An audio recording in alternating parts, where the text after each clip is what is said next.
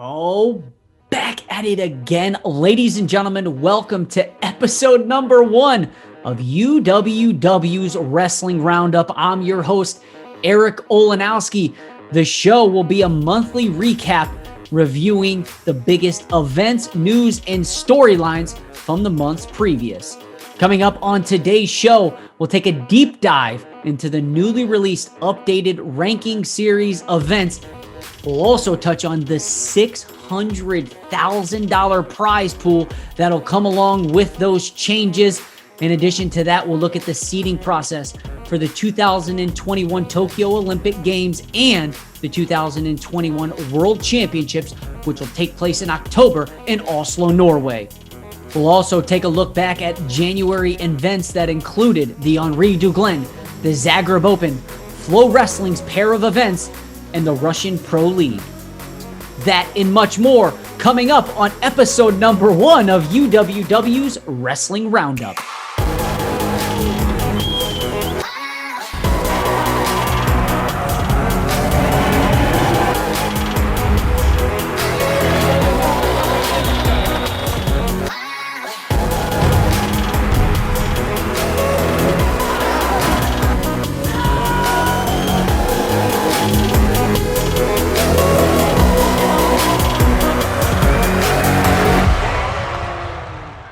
Let's welcome in Tim Foley, Senior Manager of Media Operations. Tim, welcome. Hey, Eric. It's good to see you, bud. You as well. I like the glasses. Yeah, thanks, man. I got a doctor's orders 1 week. So yeah, I actually just got a pair the other day, so I should have. If I would have known you would have had yours on, I would have tossed mine on too. I know. I look like somebody who killed JFK in these glasses. So last week, let's keep this thing rolling. Last week, the Bureau, big meeting coming. A lot of changes from that meeting. 3 big changes in particular. Can you talk about those real quick? Yeah, I mean, I think the first order of business is basically the Bureau kind of was getting a grip on the schedule, on COVID and how that was going to impact everything. And, I think like we wrote this week, it basically brought attention to the changes and then how that would affect the championships, the qualifiers, and how those are all going to be kind of packaged together. In addition, the ranking series is obviously very important to the athletes, the coaches, the national federations, and to us. So we wanted to be very clear about the point structure. And additionally, we have something like 12 tournaments or 15 tournaments this year. So there's a lot that goes on because some of them will be double counted, some of them will be ranking series, and other sort of point getting things, and some are named the same as the ones from last year. So it's important to get a grip on it. Let's start off with the first thing. The ranking series for 2021 will end in Oslo, and unlike years before where it was per style, money was given out to the top 3 athletes per style. It's actually going to be per weight class. So 10 weight classes, 30 weight classes across all styles. And each weight class will get a distribution of $10,000 for first place, $7,000 for second place, and $3,000 for third place. So if you win the 2021 ranking series points, that is how much you would expect to earn. Money has been, prize money has been very important to United World Wrestling for several years. It's something that we worked really hard to improve on since 2016, 2017. So I think even internally, it's kind of thrilling in a way to be able to provide for the athletes. It's something that we understand needs continued attention. This amount of money is not guaranteed for 2022. This is sort of like being buttressed a little bit and supported by money that we would have used in 2020. So you're going to give it to the athletes in 2021. $600,000 in total, and the breakdown. Yeah, $600,000, more than $500,000. Yep. That's impressive. And once again, first place, 10,000, second place, 7,000, third place, 3,000. Let's jump back to another difference was the point allocations. And you mentioned the differences from 2020, 2021 and moving forward. And one of the biggest differences is you will have the World Championships and the Olympic Games both this year. And one of the differences is trying to figure out the point system for that. So there will be an increase of 20% from the points for Olympic medalists. Can you go into detail about that? I'll leave it to the math people to get into the into the additional points. But first place at the Olympic Games gets an extra 10 points than they would if it was the World Championships. Second place is 6 and third place is 3. This is basically to both understand that we're going to have some athletes who won't be able to make it from the Olympics to the World Championships. And just we also, I think, understand that while our World Championships are our premier event, our athletes do look forward to the World Championship, to the Olympic Games every 4 years. And in this case, it's on our 5th year. It's on a World Championship year. So to keep balance and incentivize for both, but we also wanted to recognize the Olympic Games was something that they really cared about. We didn't want a situation in which an Olympic champion would be held out of consideration. How are fans going to be able to follow the seating process? It sounds like a lot to follow. It's a lot to follow. I think it just takes this initial brunt. On the website, we have the schedule, and it says next to the schedule what points will be going towards what. In addition, we have the Olympic Games page where we'll be updating our seating throughout the year, which we haven't talked about yet. But on the front page of the website, you'll have the ranking series points for 2021 visible. Those are not the Tokyo seeds. Those aren't anything to do with that. They're just ranking series points from 2020. Right now, because there was such a long layoff, we didn't carry over the World Championships from 2019. So everybody starts at 0. What's going to be the first event will be the March 4th to the 7th, the Matteo Pellicone in Rome. And then from there, we're going to move on, and it'll be the championships. So it'll be the African championships, the Asian championships, European championships, Pan Am championships. Oceania wasn't able to have a championships this year.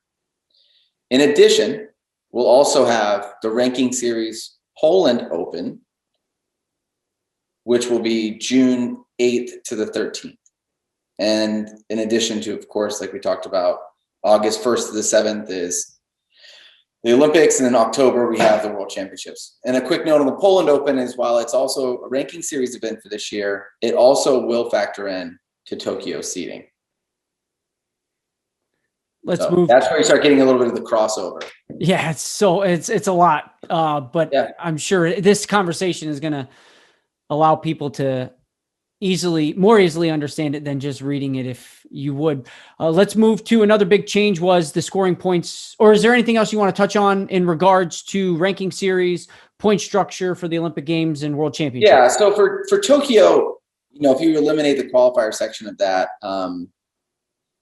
if you just think about this, so when you qualify, obviously, that's a different structure, but you'll have the European qualifier this year, the Africa and Oceania qualifier, the world. So all the European, Asian, and Africa, plus the world qualifier will be May 6th and 9th.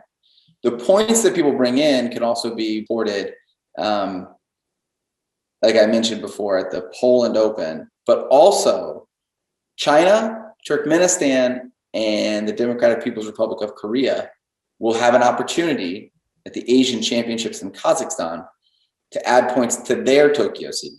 They were withheld from the Asian Championships in 2020 by their governments from competing. So to ensure fairness, we're allowing them to score their seeding points. So we don't expect it won't make any dramatic shifts.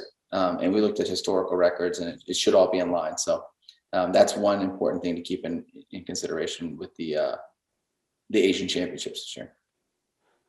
Now, the Greco-Roman parterre rules, they introduced a third parterre and a single point given for the first 2, but not the third. Can you explain that further?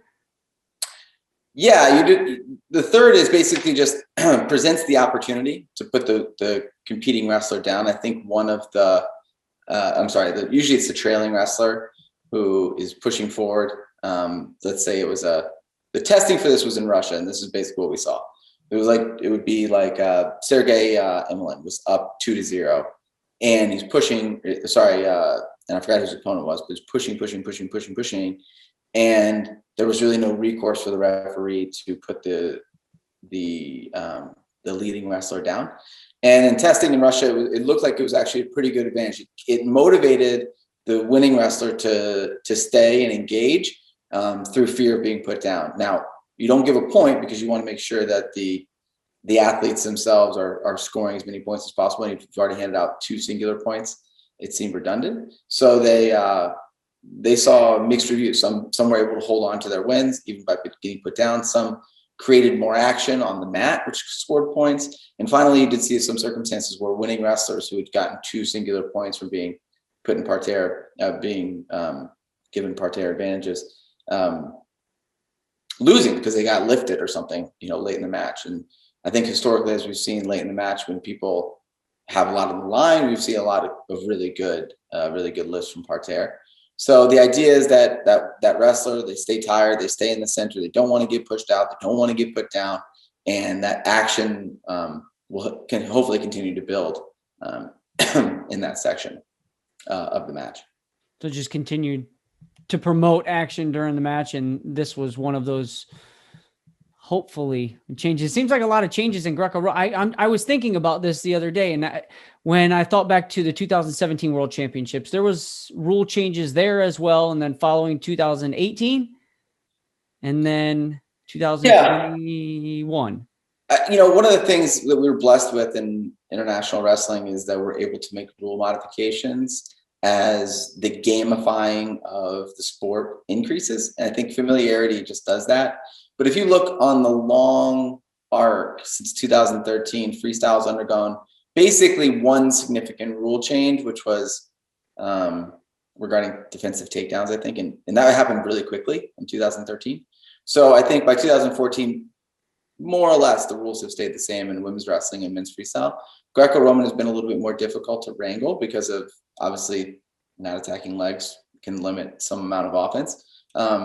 But with these changes, it does ensure, or it hopes to ensure and promote more activity in the center of the mat, bigger lifts, more exciting wrestling, grand amplitude throws, and whatnot. I think also, if I'm not mistaken, there was also a modification regarding 4-point throws, which is essentially, it gives the referees an easier, doesn't matter if you're down or up or whatever, so long as the arc of your back, as long as your back is exposed during the throw, it's 4 points, which means that from parterre, it just makes it a little bit easier for the referees to decide if it's 2 or if it's 4. It's a minor point, but it will be one that will be brought up. You'll see it more in competition. All right. Well, thank you so much. Tim Foley, Senior Manager of Media Operations. I keep getting that screwed up. Thanks for joining us. We'll kick things off in Nice, France, as the 2021 calendar year got underway at the Grand Prix of France Henri Duglen. Freestyle action at the Henri Duglen was littered with world and Olympic champions. You had the likes of Becca Lemtadze, Kyle Dake, Kyle Snyder, Geno Petriashvili, but it wasn't any of them that took home the top honors of top performer. It was American youngster Yanni Diak-Mihalis. Diak-Mihalis downed world and Olympic champion Vladimir Kinchigashvili of Georgia 13-2, and then ran past 2-time world medalist James Green of the United States to win the 65-kilo title. In women's wrestling, it was Sweden's 5-time world medalist and Rio Olympic bronze medalist Sofia Mattsson who claimed the top performer honors. She defeated Jakara Winchester 7-4, but also had a quartet of wins, outscoring her opponents 25-4 en route to that 53-kilo title. And the final top performer of the event at the Henri Duglen went to the Greco-Roman spark plug in Turkish Kerem Kemal as he outscored his opponents 30-0, claiming the 60-kilo title. And we'll take a trip over to Zagreb, Croatia, where the Croatian Wrestling Federation hosted its annual Zagreb Open. The biggest storyline here came at 87 kilos, where it was Jan Beleniuk of Ukraine who returned to the mat for the first time since winning his second world title, which came at the 2019 World Championships in Nur-Sultan, Kazakhstan. The Rio Olympic silver medalist picked up 5 wins, and get this, 8-0 on the score, 9-0, 8-0, 4-0 before picking up a fall, and then he capped things off by picking up a 9-1 technical superiority victory over Sweden's Alexander Stepanacek in the finals. We'll head on over to the United States, where Flow Wrestling hosted a pair of events in January. The first one was expected. The second had to be put on because of David Taylor's contact tracing, which took him out of that massive showdown between himself and 4-time world champion and London Olympic gold medalist Jordan Burroughs. But David Taylor finally exacted his revenge on Jordan Burroughs as he picked up the 4-4 criteria win. In that match, David Taylor led 4-0 before giving up 4 unanswered points against Burroughs, and he won 4-4. But after the match, we had the opportunity to speak with David Taylor on UWW Live, and he said, it's pretty simple. I wrestled 5 of the best minutes of my career and 1 of the worst minutes of my career. I have to do better if I want to win Olympic gold in Tokyo. In Flow Wrestling's second event of January, the biggest storyline here came when Tamara Mensah-Stock of the United States defeated Adeline Gray of the United States. Tamara Mensah-Stock, of course, the 68-kilo world champion, bumped up to 76 kilos to take on arguably one of the top pound-for-pound women's wrestlers in the world and 5-time world champion Adeline Gray. And Tamara Mensah-Stock showed how dangerous she is from the offensive standpoint as she picked up a takedown and 2 exposure points to down the 5-time world champion 4-0. And the final event in January came in the form of the Russian Pro Wrestling League. It was former Russian turned Uzbek Elias Bekbulatov who defeated 2019 world champion David Bayev 6-4 to claim the 70-kilo title. If you want to watch more of the match from the Russian Pro Wrestling League, click down below. Here's what you can expect in the month of February. Kiev, Ukraine will host the lone competition of the month as the Outstanding Ukrainian Wrestlers and Coaches Memorial will take place February 26th through the 28th. And make sure to check out UnitedWorldWrestling.org on February 23rd for the early entry list. And that'll do it for episode number 1 of UWW's Wrestling Roundup. I've been Eric Olanowski, and as always, make sure you're following us on all social media channels. We're bringing you new content every single day, multiple times a day. And before we let you go, we want to pay our respects to one of the greatest technicians to ever lace up a pair of shoes, and Dave Schultz from the United States. Dave was unfortunately taken from us 25 years ago last month. And what better ways to pay respect to the fallen hero than by looking back at some of his biggest accomplishments?